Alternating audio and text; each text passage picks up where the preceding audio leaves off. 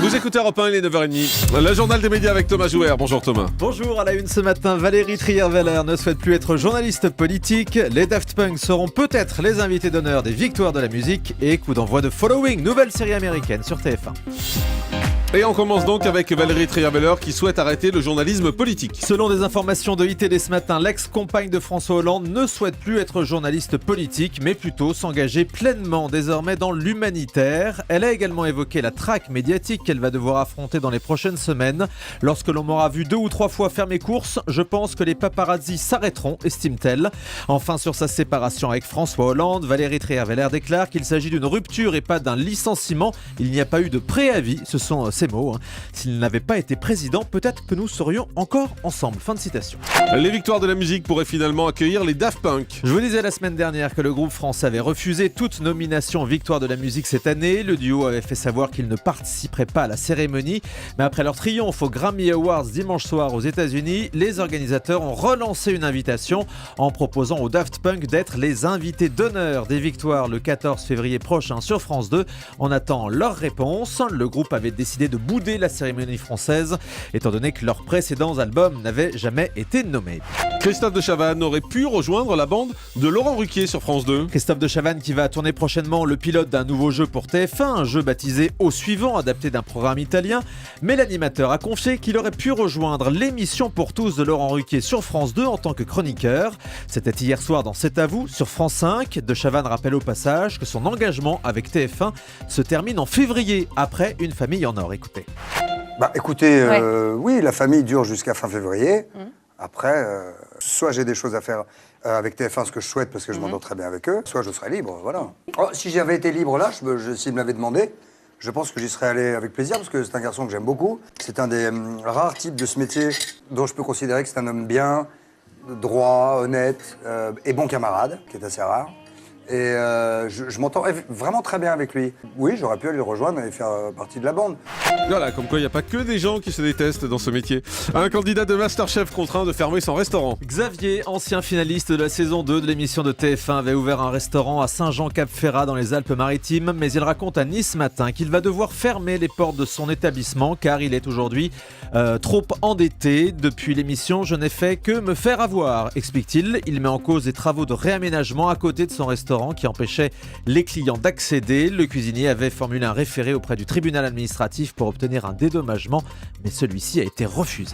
L'un des frères Bogdanov comparé aujourd'hui devant la justice. Igor Bogdanov est poursuivi pour défaut de licence de pilotage, c'est l'un des deux, et falsification de son carnet de vol. Passionné d'aviation, on lui reproche d'avoir fait atterrir un hélicoptère sans autorisation préfectorale. C'était en septembre 2012 en Essonne. Pour faire la promotion d'un livre, il voulait se poser en hélico sur le parking d'un centre commercial en zone urbaine. Mais après le refus de la préfecture, l'hélicoptère s'est finalement posé dans un champ à proximité. Et au moment des contrôles, il aurait présenté un carnet de vol annoté de fausses heures, ce que nie totalement son avocat.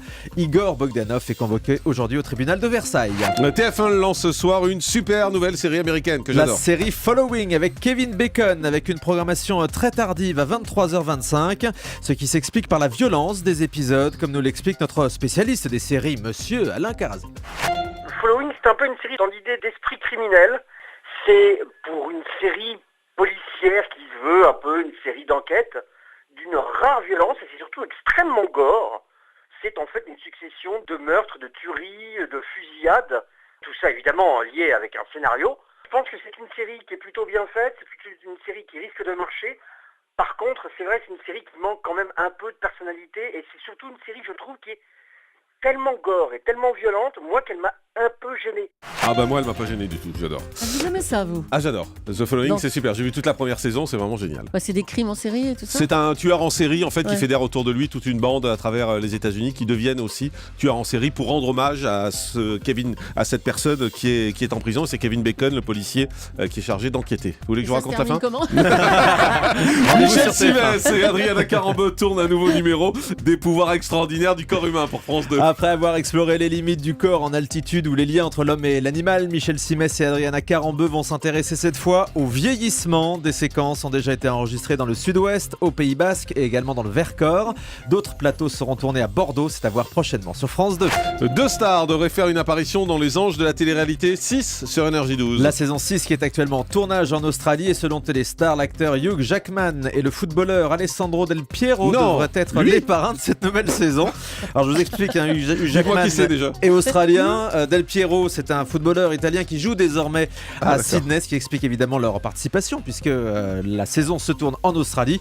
En clair, ils vont toucher un gros chèque pour venir faire coucou 5 minutes aux candidats, comme c'est la règle dans cette émission.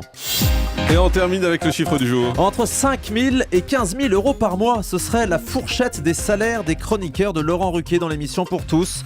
C'est Télé Loisirs qui révèle ces chiffres. Les pensionnaires, comme les appelle Ruquier, ont des cachets différents en fonction évidemment de leur nombre de participations et surtout de leur notoriété. Les mieux payés seraient les piliers comme Pierre Bénichou ou Yann Moix selon Télé Loisirs. Merci beaucoup Alessandra Del Piero qui est une vraie star, visiblement champion du monde en 2006 avec la sélection d'équipe italienne. Contre la France. Voilà, considéré comme l'un des meilleurs joueurs italiens de tous les temps. Exactement. Quelle culture. C'est un garçon, c'est Alexandro. Bah oui. Ah oui, un footballeur, dit Alexandra. Footballeur en général, il vaut mieux que ce soit un garçon. Tout de suite. C'est pas les mêmes. Ouais, c'est pas les mêmes. On dit footballeuse dans ce cas-là. Le grand direct des médias, Jean-Marc Morandini.